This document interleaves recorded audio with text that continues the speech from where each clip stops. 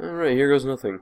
Hey module, I put this together to help us all out. My name is Mitch Peterson. If you want to get a hold of me, mitchbpeterson@gmail.com or at Mr. Peterson DPS on Twitter. So here we go. I did a summit a few days ago down in Stanford. It was a great experience, and I had some really interesting feedback. One thing particularly that came to mind is an open-ended question by one of the attendees. Do you have a simple way for students to fill out the Google form, or a way that name and period is automatically uploaded?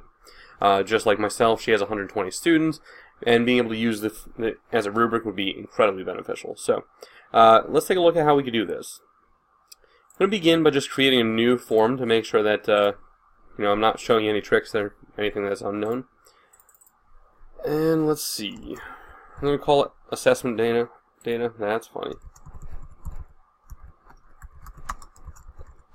Okay, so whatever kind of question you want, I'm just going to get rid of this real quick because we don't need that for the first part.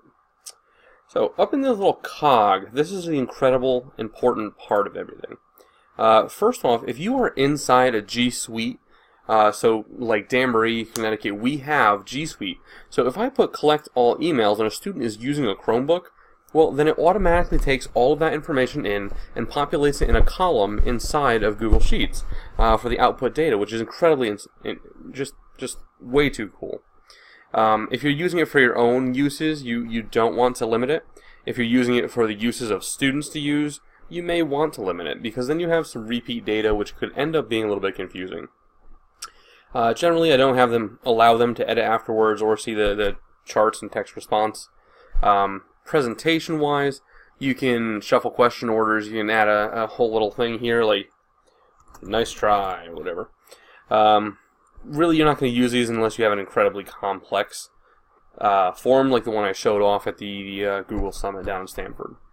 And then quizzes, you can automatically make things quizzes, assign them point values. That is a little bit complicated, and it only works for closed-ended questions.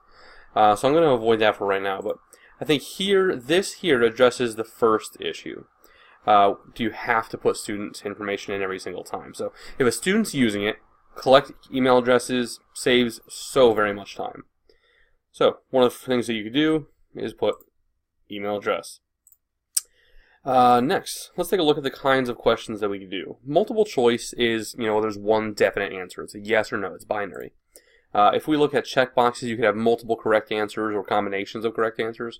I'm going to show you a drop-down real quick. This is something I've used in my class quite a bit. My coworkers appreciate this to no end because it really cuts down on what you were worrying about here. This whole this 120 students information, which I completely understand. So let's take a look at this here. If I put down period 1, I can then add some feedback. So let's call this one John Smith. Go down to the next one. Call this one Pocahontas. That's probably not going to work very well. Okay, so we've got Pocahontas here. I don't even know if I spelt that right. We'll put in the genie. I don't know. That's good enough for now. Just to show you how this is going to work. So down here we've got a couple pieces. This button right here would make it required. You have to select one. You don't need to. And then we've got descriptions, or if you really want to make a complex form, go to a section based on an answer. So let me show you what this looks like real quick, now that it's already built in as a question. Again, the beautiful part, everything is saved in Drive. So if you click this little eyeball, you get to see a preview of what everyone else is going to see when you send it to them. Let's take a look at that. Information, this little red asterisk means it is a required question, so cool. Now, here's the awesome part, module. If you have a period 1, now that you have a drop-down list, you can just choose the students. So while it might seem a bit tedious to be able to add a student every single time, let me show the beautiful part of this. Let's go back to the form creator. You make a second question for period 2. We'll add in Pumbaa, Mufasa, and Zazu, because why not? Now, if these are multiple choice, you can select one. Again, you want to do drop down.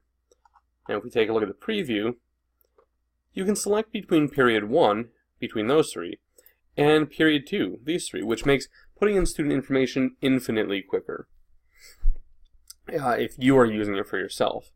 So going back again, this should help alleviate some of the concern. What some of the information might look like might be a bit confusing. Let's take a look.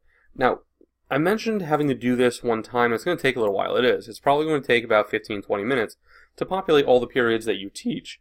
But when you go back to your drive, here's the form. Let me title it real quick. Cool. All right. So here's the form, assessment data. If you right-click on this, you can make a copy, which means every time you have a different assessment, you do not have to recreate the wheel and put all that student information in again. So let me just prove that to you. I'm going to make a copy. I'm going to rename my copy. I'll name this test 2 just. Now when I go into test 2, let's say I don't want to do period 1. So instead I'm just going to delete this question altogether because test 2 is only for period 2, which is perfect because now when I go up to the preview, class number 1 is not there, period 1 is not even an option. The tough part is you are going to want to make a master file. So once you have all 5 classes put together, open it up, rename it, something obvious, I would call it master test file. You know, something that makes locating it in your drive incredibly easy. So that, I believe, should answer those questions. You know, thanks for the feedback, thanks for attending the summit, thanks for attending my presentation. I hope I've answered your questions. Have a great night.